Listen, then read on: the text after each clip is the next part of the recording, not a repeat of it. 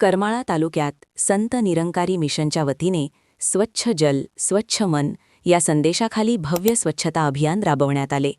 सद्गुरू माता सुदीक्षाजी महाराज यांच्या कृपेने आणि बाबा हरदेवसिंगजी महाराज यांच्या स्मरणार्थ देशव्यापी अमृत प्रकल्पाअंतर्गत ही मोहीम पार पडली. संत निरंकारी मंडळ करमाळा शाखेने श्री क्षेत्र संगोबा मंदिर परिसर आणि सीना नदीपात्र स्वच्छ केले. देशभरात एकाच वेळी 1600हून अधिक ठिकाणी नद्या आणि तलावांची स्वच्छता करण्यात आली. सुमारे 200 महिला पुरुष आणि बालगोपाळांनी या उपक्रमात सहभाग घेतला. ही मोहीम समाजाला स्वच्छतेचा आणि सेवाभावाचा प्रेरणादायी संदेश देणारी ठरली आहे.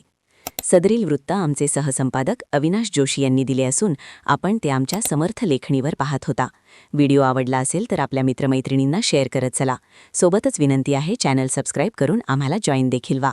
परत भेटू अशाच एखाद्या नवीन विषयासह. तेव्हा नमस्कार. आपल्यावर समर्थांची कृपा सदैव राहो.